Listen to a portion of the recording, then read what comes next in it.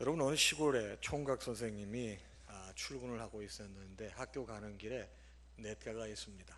반드시 냇가 시냇물을 건너야 되는데 그만 놓여있던 징검다리가 제대로 괴이지를 못해가지고 삐끗거리면서 선생님이 그날따라 서울에서 어머니가 오셔가지고 바지도 데려주시고 양말도 새겨주시고 위에도 새 옷 입고 왔는데 자빠져가지고 다 버려버린 거야.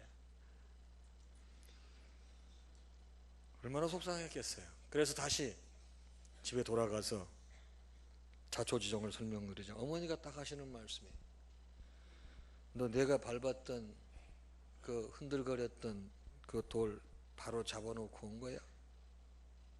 아니 어머니, 그 미처 생각지 못하고 그냥 왔는데요. 어머니 한 소리 하십니다. 네가 그래가지고 무슨 선생이 되겠느냐. 빨리 가서 돌 바로 놓고 오너라. 그리고서 옷 갈아입고 출근해. 어머니가 그러신 거예요. 아니 아침부터 어머니 잔소리 하셔가지고 야속하게 좀 들리긴 했지만 100번 생각을 해봐도 어머니 말씀이 옳은 말씀이에요. 그래, 그는 얼른 가서 잘못 놓인 그 흔들렸던 돌을 넣어서 잘 괴놓고 그리고 돌아왔습니다. 그리고 그날 물에 빠졌던 날 어머님이 가르쳐 주셨던 그것이 평생에 그 선생님에게 좌우명이 됐습니다. 그래, 무슨 일을 하든지 돌을 바로 놓는 마음으로 임해야 되겠다. 그래서 그 결과 그는 모든 사람들이 존경하는 훌륭한 선생님이 됐고 나중에는 교장 선생님 하시다가 존경받는 교장 선생님으로 은퇴를 하셨습니다. 여러분, 과거에는 선생님 또는 스승이라는 이름만 들어도 두려웠고 존경심이 있었습니다. 스승의 그림자는 감히 밟지도 않지 않았습니까? 그러나 안타깝게도 점점 스승이라는 말이 사라져갈 뿐만 아니라 심지어는 오늘이 5월 15일 제35회 스승의 날입니다. 근데 오늘까지도 이 스승의 날을 유지해야 되느냐, 폐지해야 되느냐, 폐지하자 이런 말까지 나오고 있는 현실이 안타깝습니다. 저는 오늘 교회가 우리 교회에서 아이들을 가르치는 선생님들에게 정말 감사를 표할 뿐만 아니라 여기에 계시는 모든 선생님들, 우리 모두가 다 선생입니다. 또 특별히 직업을 가르치는 일을 가지고 있는 분들에게 이 교회를 대표해서 제가 이 자리에 정말 격려와 함께 충심의 감사의 말씀을 전하고 싶습니다. 그분들이 없었다고 하면은 우리는 여기까지 있질 못해요. 저는 이 말씀을 준비하면서 제가 초등학교 1학년 때부터 박사과정을 할 때까지 저를 가르쳐 주셨던 선생님들을 전부 한번 회고해 보았어요. 제일 기억에 남는 좋은 선생님은 중학교 2학년 때 국어 선생님이셨어요. 저를 격려해 주시고 용기도 주시고 심부름도 많이 시키시고, 지금 심부름 많이 시키면 왜 맨날 나만 시켜 그래. 그때는 심부름 하는 게 선생님한테 인정받는 거였어. 그러나 진짜 마음에 안 드는 선생님도 생각났어요. 여러분, 어렸을 때 기성예비 제때 칼같이 내신 분 얼마나 계세요? 여러분, 우리 때는 여러분 이게 다 공교육이 아니었기 때문에 다 육성예비 뭐 이런 거 냈어요. 기성예비로 냈는데 이게 우리 아버지가 애가 넷이다 보니까 제때 주지를 못할 때가 많았어요. 여러분 안 그랬습니까? 그러면 선생님이 내가 돈 없어서 안 낸 것도 아니고 아버지가 없어 뭔데 왜 나를 잡나? 그래가지고 안 나온 놈들은 다 밖에 나가서 서 있으라고 그러고 교실 밖에 있으라고 창피를 주고 참 그랬던 기억이 납니다. 근데 지금 생각해 보면은 그 선생님도 오죽하면 그랬겠어. 교장 선생님이 얼마나 들들 볶으셨으면 그랬겠어. 그런데 제 기억에 좋은 기억이 남는 선생님도 있지만 참 싫은 선생님도 있는데 그 선생님이 99% 저에게 불편한 감정을 가졌다 하더라도 1%만이라도 저를 사랑하는 마음은 있었을 것 같아요. 이렇게 사랑하는 마음이 회복이 되면 참 고마운 거예요. 여러분, 사람들이요 좋은 것만 먹어서 건강해지는 게 아니에요. 고생을 죽도록 해서 근육을 움직이고 몸을 움직였을 때 건강이 회복되는 것처럼 더운 것, 찬 것, 단 것, 쓴 것, 이 모든 것이 아우러져서 우리의 건강을 이루어가듯이 좋은 가르침, 나쁜 가르침, 행복했던 것, 고통스러웠던 것, 이 모든 것이 다 우리에게는 좋은 사람이 되기 위한 선생님들의 약재였다는 사실을 잊어서는 안 될 것입니다.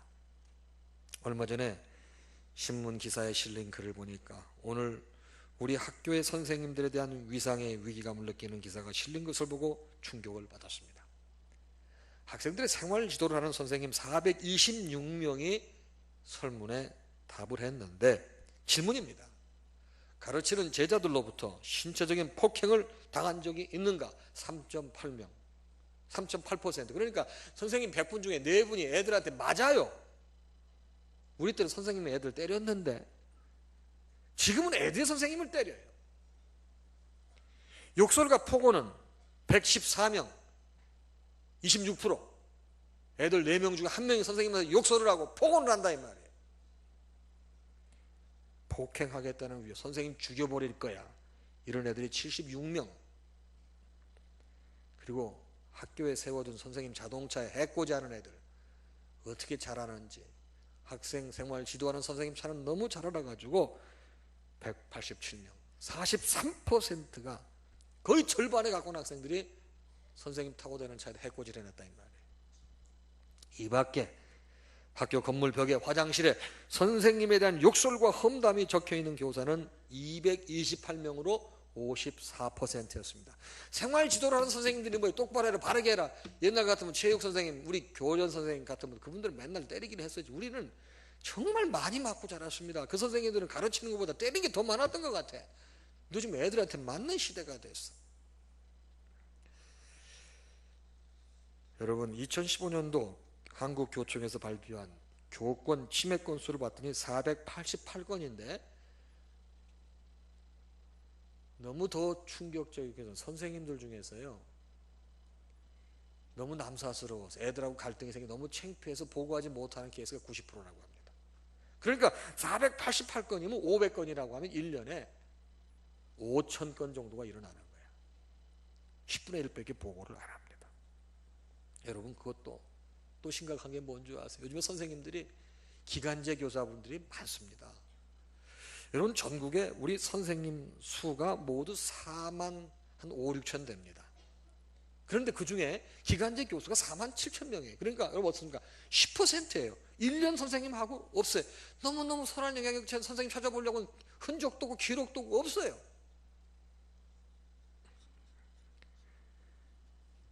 지난 3월 구미 한 초등학교에서 있었던 일입니다. 선생님이 친구들이 한 같은 반 학생들인데 싸웠어요.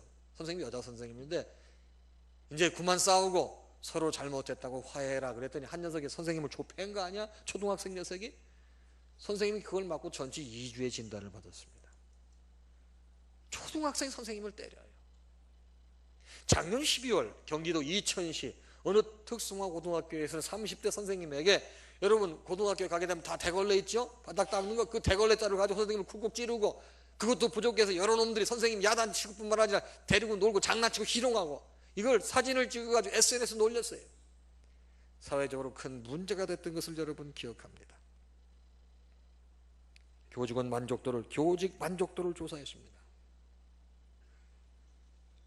10분 중에 한 분이 만족스럽지 못하다고 나버렸어요. 9.3%. 10년 전에 2006년에는 4.3%가 만족하지 못한다고 했습니다. 선생님이 질문을 했습니다. 선생님 다시 태어나시면 교사 하시겠습니까? 47.4%가 아니요 그랬습니다. 선생님 뭐가 제일 힘드십니까? 그랬더니 학교폭력, 문제 학생들의 생활 지도가 너무 어렵습니다. 두렵습니다. 선생님들이 이렇게, 세상에 가르치는 선생님이 학생이 두려워서 어떻게 교육을 합니까? 그런데 23.9% 선생님들이 애들을 두려워해요. 두 번째, 저는 이게 더 심각하더라고요. 학부모 갈등. 애들이 문제가 생기면 선생님들한테 애들을 맡겼으면 좀 맡겨야지. 선생님 얘기보다는 애들 말을 더 듣고. 부모들이 문제를 삼는 게 너무 싫대요. 21.4%입니다. 그 다음에 일부 교원의 잘못된 일을 침소봉대해서 교직사회를 비판할 때 정말 싫다고 합니다. 여러분, 어찌된 게 학교 선생님이 때리면 112 신고를 하는데 학원 선생님이 때리면 감사하다고 그러는 건 도대체 이건 뭡니까? 그리고 질문을 했어요. 선생님들이 가르치는 제자들에게 가장 듣고 싶은 얘기가 뭡니까? 그랬더니 29.1%의 선생님들이 뭐라고 답을 하셨느냐? 선생님 감사합니다. 그 말을 듣고 싶으시대. 두 번째, 23.7%가 대답하기를 저는 선생님처럼 되고 싶어요. 그 얘기를 듣고 싶으시대. 세 번째, 저는 선생님 때문에 기운이 나요. 17.6%. 그리고 선생님 사랑해요. 이게 15.5%래요. 너무 소박해. 선생님들이 듣고 싶은 게. 요즘에 스승의 날은요, 선생님들이 스스로 자주 하는 날이야. 선생님들이 스스로 밥 먹으면서 위로하는 날이 스승의 날이야. 이것은 얼마나 우리 교권의 추락이 심각한지를 말해주고 있습니다. 여러분, 선생님이 학생에게 존경을 받지 못하는 세태, 학생이 선생님을 구타하고 욕하며 폭력을 행사한다면 그것은 이미 교육이 아닙니다. 인간으로서 갈 때까지 갔으며 타락할 대로 타락한 모습이죠. 여러분, 사람이 어른을 모르면 그건 사람이 아닙니다. 자녀가 부모를 모르면 자녀가 아니죠. 학생이 가르치는 선생님을 모르면 학생이 아니죠. 여쪽의 성인들은 우리에게 가르치시기를 석자 물러서서 스승의 그림자도 밟지 않는 것이 제자의 도리라고 했습니다. 여러분, 저 미국에서 공부할 때 한국에서 배웠던 것이 체득이 돼서 미국 선생님들한테 인사했습니다. 여러분, 서양 문화는 존댓말이 없기 때문에 다 유거든요. 인사가 없어요. 고개 숙이는 부 다 하이예요.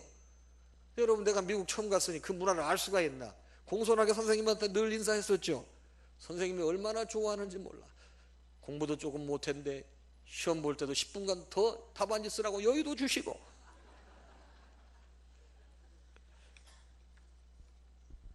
여러분, 오늘 교사주일, 스승의 주일을 맞이해서 여러분과 제가 진정으로 생각해야 될 게 뭡니까? 교회 안이나 밖에서 실추된 선생님들의 명예를 회복시켜드리고 긍지를 갖게 하는 것이 저는 중요한 거라고 생각을 합니다. 여러분, 참 우리 선생님들 이 촌지 문제 가지고 너무너무 어려움을 겪었어요. 이 나라의 개혁의 주체가 되어야 될 분들이 개혁의 대상이 돼서 정부가 앞장서서 교사의 권위와 사기를 땅에 떨어뜨리고 범죄자 취급을 하게 되었습니다. 여러분, 이런 상황에서 누가 선생님을 존경을 해요? 여러분, 심지어 어떤 학교는 5월 15일 재량 휴업일을 합니다. 교장 선생님이. 왜요?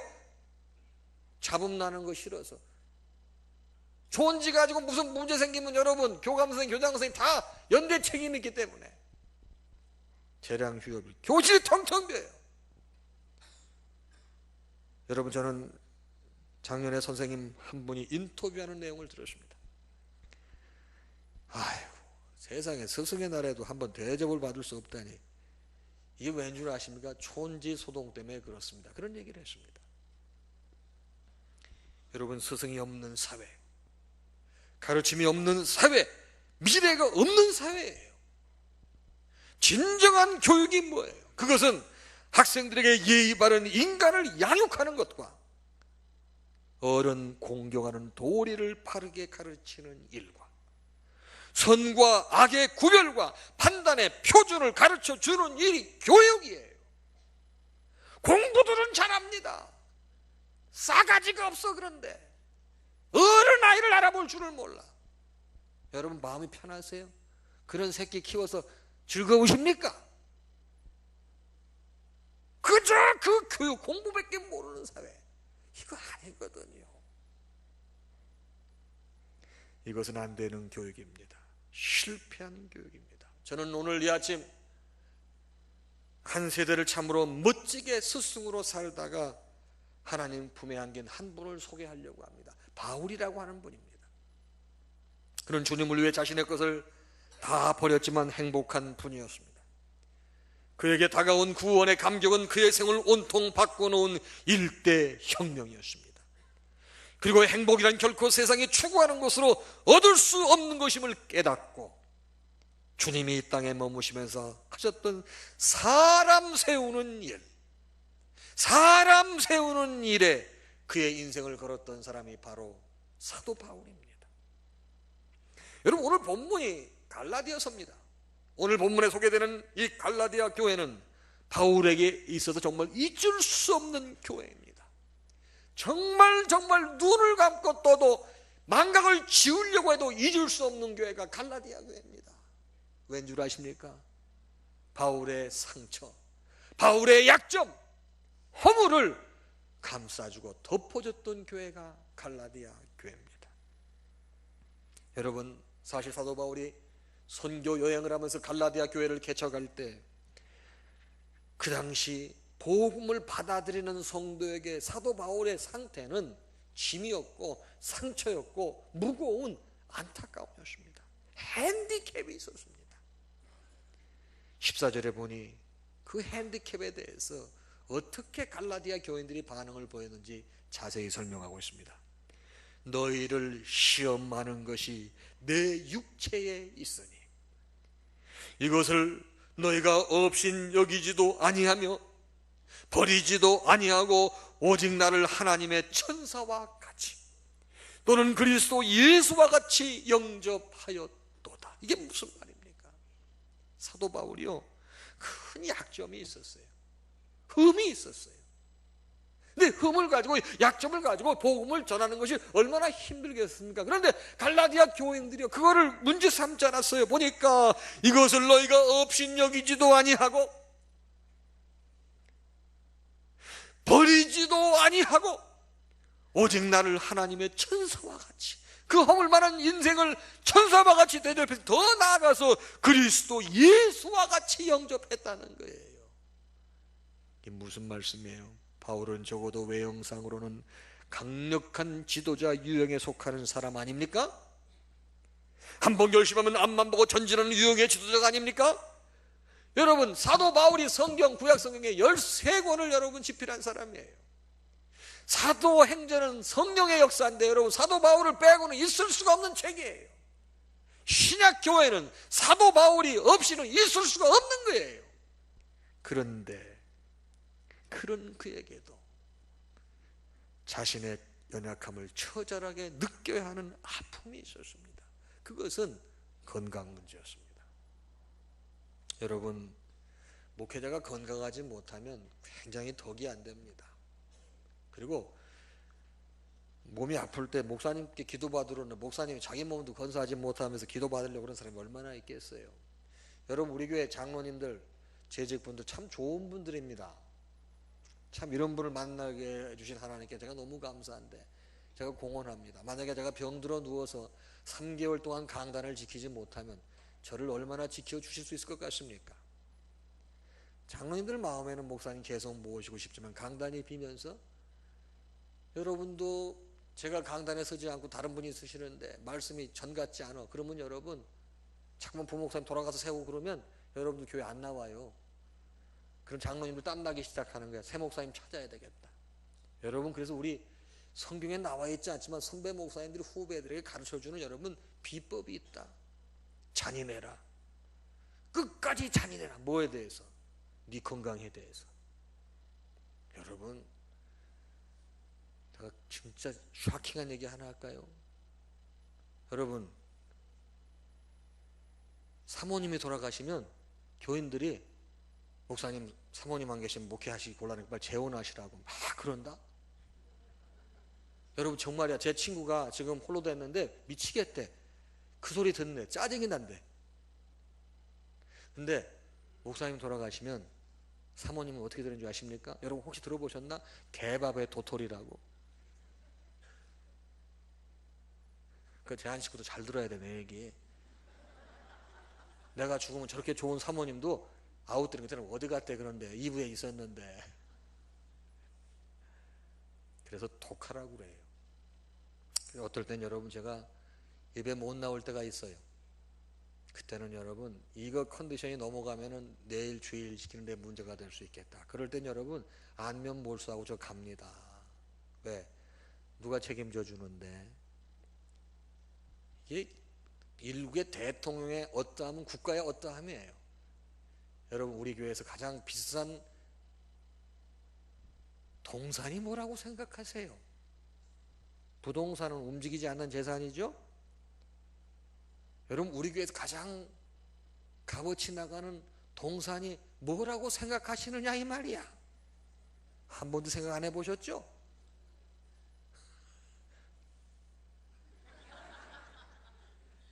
접니다. 우리 장로님들 잘 아시기 때문에 저희 위해서 기도해주고 대표 기도할 때 반드시 저를 넣는 거예요. 신민규를 위해서 넣는 게 아니에요. 상암동교회 담임 목사를 위해서 대표 기도 때 꼭 넣는 거예요. 왜? 담임 목사의 어떠함은 교회의 어떠함입니다. 그런데 굉장한 약점이 있었어요. 건강이 굉장히 안 좋았는데 사도 바울은 공개적으로 얘기했습니다. 너희를 시험하는 것이 내 육체에 있다. 성도들이 사도 바울의 건강 상태를 보게 되니 신앙생활 못할 지경이 시험들 지경이라 이 말이에요. 병이 세 가지 중에 하나라는 거예요. 성경은 무엇인지 밝히고 있지 않습니다. 첫 번째는 뭐냐? 안질로 보았습니다. 왜 사도 바울이 눈이 나빴을까요? 여러분 다메섹 도상에서 예수님 만납니다. 강한 빛을 쬐이는 바람에 시신경이 손상됐을 것이다. 그래서 굉장히 어려움을 겪었을 것이다 얘기합니다. 이분은 3차 전도여행을 하면서 특별히 이 바울이 밤빌리아 연하는 늪지에서 복음을 전할 때가 있었습니다. 거기서 말라리아에 이 사람이 감염이 됩니다. 그래가지고 그 전염병의 후유증으로 고질병을 알아가지고 제대로 몸을 가누지 못했다 이렇게 보는 분도 있습니다. 세 번째로는 뭐냐? 간에 문제가 생겨서 간질이 있었다고 봅니다. 그래서 말씀을 전하는 가운데 여러분 발작이 되는 거예요. 많은 학자들은 간질로 보는 견해가 많습니다. 자, 예를 들어 봅시다. 여러분 제가 지금 복음을 전하는데 여기서 전하다가 간질이 시작이 됐다고 생각을 해보세요. 여러분 어떠시겠어요? 한번 잘 생각해봐요. 멀리 생각하지 말고 옛날 얘기 그러지 마시고 지금 제가 복음을 말씀을 전하는데 간질로 넘어져서 여러분 여기서 어려움을 겪고 있다고 생각을 해보세요. 여러분이 한두 번 정도는 안타까운 마음을 갖겠지만은 아휴 나 그냥 목사님 말씀 전할 줄 아는 거 그냥 이 간담이 서늘해가지고 나 그 교회 못 나가기 옆에 교회 건강한 목사님 계신다는데 나 그 교회 가야 되겠다 뭐 그런 마음 안 드시겠어요?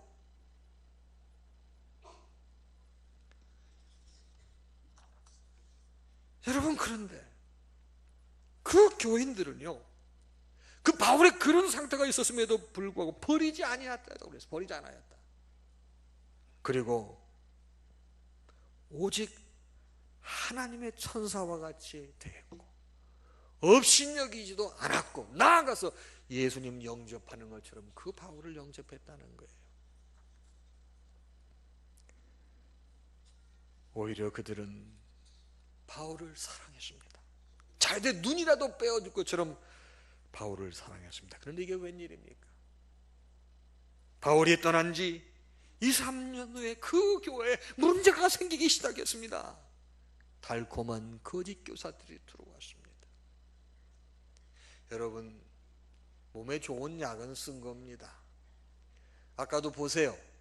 어머니는 아들 선생님에게 싫은 소리 하잖아요. 너 거기서 자빠진 돌 괴놓고 왔느냐고. 어떤 사람 같으면 너 안 다쳤냐? 그런 말 할 수 있지 않겠습니까? 빨리 옷 갈아입고 가라.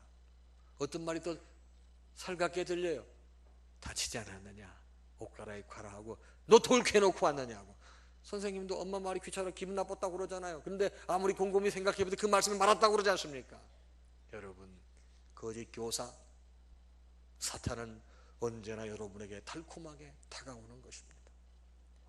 그렇게 주님을 향해서 열정이 있었던 사람들, 그렇게 자기들을 가르쳤던 사도 바울을 존경했던 사람들, 거짓 가르침이 들어오자, 달콤한 가르침이 들어오자 여러분 여기저기 넘어지고 하나님의 교회를 흔드는데 앞장서는 사람들이 됐습니다. 이 얼마나 기가 막힌 아픔이에요. 이 얼마나 기가 막힌 충격이에요.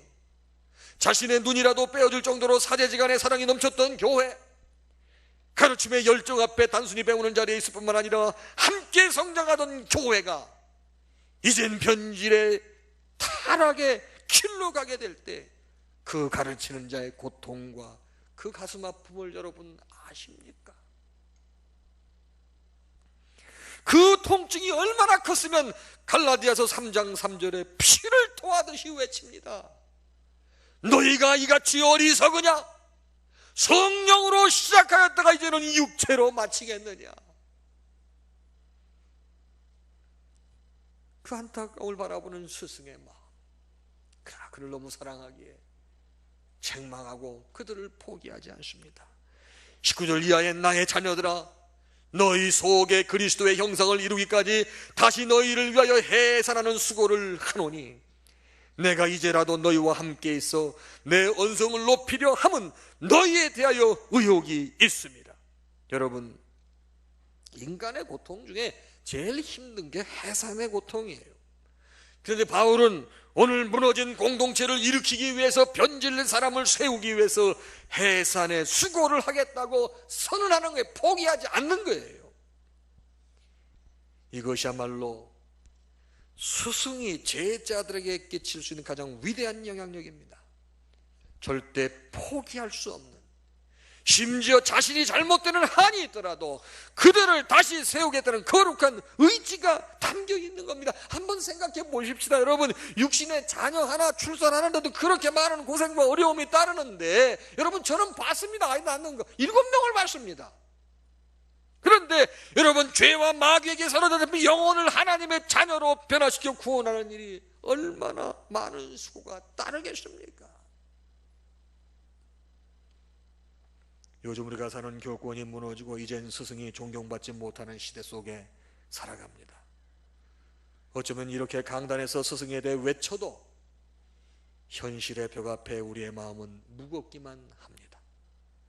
그래도 보람을 가지고 교회, 학교, 교단에 서서 아이들을 가르치는 이 일을 소명으로 삼겠다는 의지가 여지없이 무너뜨리는 일들이 도처에 있지 않습니까?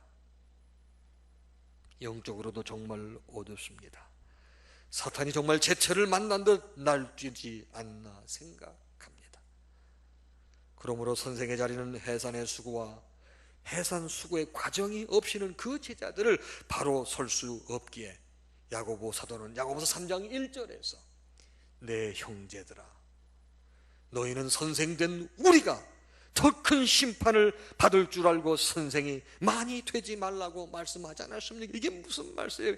선생하지 말라는 것이 아니에요. 선생의 중요성을 강조한 얘기예요. 여러분, 랄프 M. 스미스라는 분이 다음과 같이 회고를 했습니다. 9살 때 나는 핫스프링 제2침례교회 주일학교에 다녔다. 주일학교 교장 선생님은 우리 반 교사를 구하는데 무척이나 애를 먹으셨다. 왜냐하면 우리 반 친구들은 모두 장난꾸러기들이었고 다루기가 힘들어서 교사가 임명되었다가도 우리에게 진력 곧 그만두고 마는 것이었다. 어느 날 목사님이 우리 반을 맡으실 선생님 한 분을 소개했다. 그분은 별로 교육을 받지 못하였고 글도 간신히 읽는 정도였다. 공과 공부를 지도할 때면 학생들을 한 사람씩 호명하여 성경 구절을 읽게 하고는 그 본문에 대해 설명해 주셨다.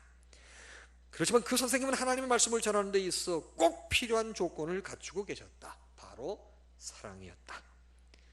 그분은 우리를 사랑했고 우리도 또한 선생님을 사랑했다. 그분은 우리들의 거친 행동 속에서 오히려 하나님과 이웃을 위한 훌륭한 봉사자로서 변화할 수 있는 감추어진 자질을 보고 계셨던 것이다. 나는 3년간이나 그 선생님께 배웠다. 우리와 우리 반을 향한 그분의 믿음과 성실성은 실로 놀라운 복으로 결과로 보답되었다. 우리 반 학생들 가운데 변호사와 판사가 각기 한 명씩 나왔고 목사님이 3명이나 배출되었던 것이다. 여러분, 한 사람을 구원하고 그들을 세우는 일에는 적당히가 없는 거예요. 산모가 눈물을 흘리고 땀을 흘리고 피까지 쏟아야 한 생명이 탄생되듯이 한 생명을 교회에서 나오도록 하고 구원받게 하기까지는 눈물의 기도가 있어야 되고 땀 흘리는 수고가 있어야 되고 희생의 피까지 쏟는 정성을 들여야 되는 것입니다. 또한 한 사람을 세워 하나님의 선한 일꾼으로 세우는 그 일 역시 해산의 수고가 아니면 감당할 수 없는 거예요. 사실 예수님께서도 이 세상에 계실 때 수많은 사람들로부터 미쳤다고 모함받을 만큼 해산의 수고를 하신 분입니다. 그리고 예수님 말씀대로 살려고 하는 수많은 성도들도 지난 2000년 역사 속에 수많은 사람들에게 미쳤다는 소리를 들었던 거예요. 목회자는, 가르치는 자는, 교사는 미쳐야 됩니다. 언젠가 또 하나의 열매가 내가 가르치는 아이들 가운데 일어날 것을 기대하며 더 열정을 가지고 미쳐야 된단 말입니다. 예수가 그런 말을 들었습니다. 사도 바울도 그런 얘기를 들었습니다. 전부 거꾸로 살아가는 세상 한복판에서 똑바로 살아가려는 사람은 미쳤다는 소리를 듣는 것이 당연한 것입니다. 사도 바울은 하나님을 향해 미친 사람처럼 살았습니다. 최고 학부를 졸업한 가말리엘 문화회생의 거지처럼 세상을 누비며 다닌다는 것 자체가 미친 짓이 아니었겠습니까? 매도 수없이 맞았습니다. 동족에게 돌에 맞아 쫓기기도 하였습니다. 죄수도 아닌데 착고에 매여 감옥에 갇힌 것이 한두 번이 아니었습니다. 그럼에도 불구하고 바울은 그 해산의 수고의 인생을 겁니다. 이는 승산이 있는, 반드시 열매가 있는 일이었기 때문에 그렇습니다. 여러분, 미스터 홀랜드 오퍼스라고 하는 영화가 있습니다. 해석하면 홀랜드 선생님의 오케스트라라고 하는 이 교향곡이라고 하는 제목인데, 글렌 홀랜드라고 하는 사람의 실화를 영화로 만든 거예요. 홀랜드는 브로드웨이에 진출하여 유명한 교향곡을 작곡하여 이름을 날리고 싶은 꿈이 있는 젊은이였습니다. 그런데 집이 너무 가난합니다. 그리고 자기가 가족들을 부양하지 않으면 안 되는 가장이에요. 그래서 그 위기를 넘기겠다고 아주 조그만 시골 학교에서 잠시 위기를 넘길 요량으로 음악 교사를 하게 됐습니다. 근데 그만 거기에서 30년을 머물게 됐습니다. 그런 어느 날 학교에 재정적인 위기가 왔어요. 교사직을 수행할 수가 없어요. 정년이 돼서 학교를 퇴임하는 게 아니고 학교가 경제적으로 어려워져서 봉급이 좀 많은 선생님을 정리하고 해야 되는데 30년 근무했으니까 좀 봉급이 많지 않겠어요? 그분이 대상이 된 거예요.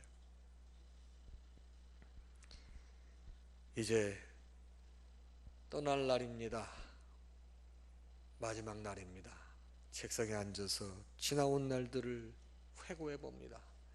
창문을 통해 학교 교정을 바라보니 눈물이 흘러요. 내 꿈이 다 깨져버렸어요. 맨하탄 브로드웨이에 가서 훌륭한 교향곡을 작곡하여 심포니를 연주해서 유명해지고자 하는 꿈도 이루지 못하고 그 꿈을 내 아들을 통해서 성취해 보려고 했지만 아들이 청각장애증이 있기 때문에 그것도 안 되고 남은 것이라고는 주름진 이마와 초라한 퇴임밖에 없었습니다. 퇴근 시간이 됐습니다. 그 퇴근 시간은 이제 이 학교에서 누릴 수 있는 모든 것이 끝나는 시간이에요. 학교 정문을 향해 너털너털 걸어가는데 학교 강당에서 이상한 소리가 들리는 거예요. 무슨 문제가 있는 것 같아요. 교사이기 때문에 직감적으로 강당으로 무슨 일이 있지 않나 하고 뛰어들어가 보았습니다. 그랬더니 이게 웬일이에요. 강당에 애들이 바글바글한 거야. 봤더니 자기 제자들이에요. 이걸 보고 선생님 깜짝 놀라서 어리둥절하고 있을 때 여러분 강당에 커튼이 쫙 열리는 거예요. 봤더니 여러분 제대로 된 오케스트라 한 팀이 앉아 있는데 좀 자세히 보니 전부 낯익은 얼굴들이에요. 전부 자기 제자들이에요. 다 졸업한 제자들이에요. 한 제자가 걸어 나오더니 선생님에게 지휘봉을 넘겨줍니다. 선생님, 지휘해 주세요. 맨 앞절에 보니까 클라리넷을 연주하지 못해서 좌절해서 학교 다니네 못하네 했던 애가 앉아있는데, 이 학생은 홀랜드 선생님의 격려와 칭찬으로 클라리넷을 연주할 수 있게 되었을 뿐만 아니라 지금 그 주의 주지사야. 근데 그 주지사가 클라리넷을 들고 앉아있는 거야. 선생님이 지휘를 해서 연주가 끝났습니다. 얼마나 많은 제자들이 열렬히 박수 선생님을 격려했겠습니까? 박수가 잦아들고 난 다음에 제자들을 대표해서 주지사인 제자가 일어나서 인사말을 합니다. 홀랜드 선생님은 저와 많은 학생들에게 영향을 주셨습니다. 하지만 혹시 후회하실지 모른다는 생각을 우리는 했습니다. 선생님은 언제나 부와 명예를 안겨줄 심포니 작곡을 하셨죠. 하지만 선생님은 부자도 아니셨고 유명하지도 않고 우리 동네에서만 유명할 뿐입니다. 따라서 실패했다고 생각하실 수도 있습니다. 그러나 이것은 잘못된 판단입니다. 홀랜드 선생님은 부와 명예를 초월한 성공을 하셨기 때문입니다. 선생님, 주의를 보십시오. 선생님께 영향을 받은 제자들입니다. 선생님 덕분에 우리는 훌륭하게 성장했습니다. 우리가 선생님의 심포니입니다. 우리가 선생님의 작품의 음표이자 음악입니다. 오늘 나의 삶은 선생님의 작품입니다. 오늘 나는 선생님이 작곡하신 심포니의 음표와 마찬가지입니다. 여기 있는 모든 제자들 한 사람 한 사람이 선생님의 음표입니다. 선생님의 가르침으로 우리는 아름다운 인생의 음을 연주하면서 살고 있습니다. 여러분, 우리네 선생님들은 잘 표현할 줄 모르고 참 여러분 투박했습니다. 여러분, 한때 유행했던 국제시장이라고 하는 영화를 보셨습니까? 황정민이라고 하는 사람이 주연으로 나왔는데, 아버지 제삿날 아버지가 그렇게 애들 열심히 키웠는데 전부 새끼들이 누구 편이야? 1. 엄마 편, 2. 아버지 편. 그 모든 자식들이 전부 엄마 편이고 아버지 편은 한 놈도 없어. 아버지는 맨날 욕이나고 야단이나 치고,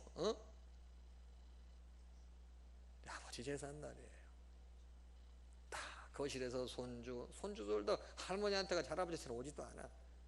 그 아들, 딸 다 어머니 중심으로서 행복하게 얘기하고 있는데, 그 아버지가 자기 안방으로 들어오잖아요. 그리고 아버지 오래된 사진을 꺼내놓고 여러분 그 대사 기억나세요? 아버지의 저 이만하면 잘 살았지 하면서 눈물을 줄줄 흘리는 그 모습을 전 잊을 수가 없어요. 여러분, 우리네 아버지들, 우리네 선생님들 자상하지도 못하고 사랑을 표현할 줄도 모르고 제자를 키우는 방법이 이건 줄 알고 엄하게 힘들게 약한 모습 보이지 않고 그렇게 키워오셨습니다. 그래서 여러분이 되셨고 제가 된 거예요. 내가 나 된 것이 하나님의 은혜나 선생님 없이 된 사람은 아무도 없습니다. 여러분, 저는 지난 금요일 날 우리 유치원 아이들을 통해서 카네이션을 받았어요. 여러분, 유치원에는 아이들이 올 적에 선생님 감사하다고 카네이션들을 가지고 오더라고. 나는 받은 걸 전달받은 거야. 선생님들이 받은 걸 모아가지고 날 줬어.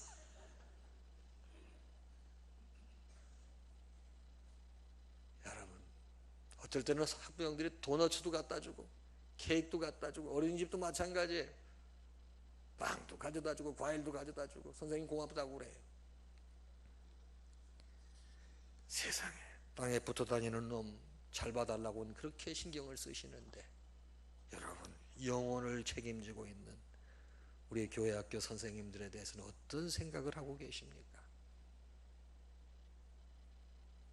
성경은 너희를 가르치는 자와 모든 좋은 것을 함께 하라고 그랬습니다.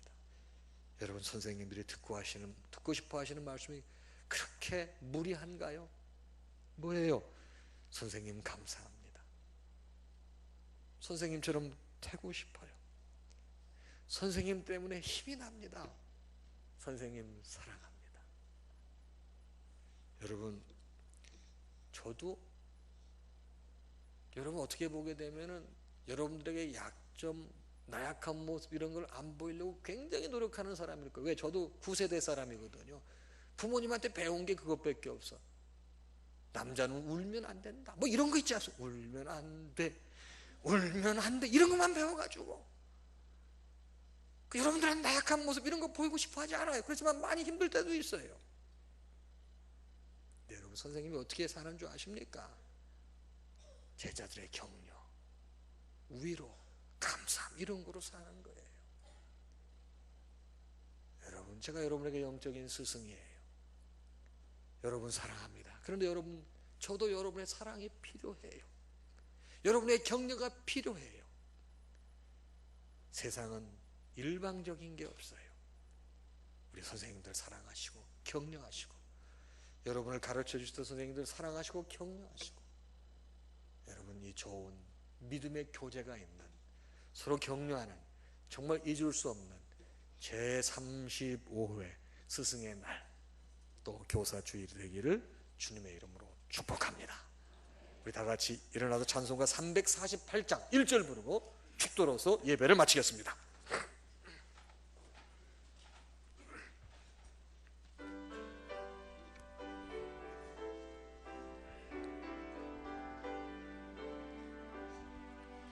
나의 갈 길 다가도록 예수 인도하시니, 내 주 안에 있는 공율 어찌 의심하리요. 믿음으로 사는 자는 하늘 위로 받겠네. 무슨 일을 만나든지 만사형통하리라. 무슨 일을 만나든지 만사형통하리라.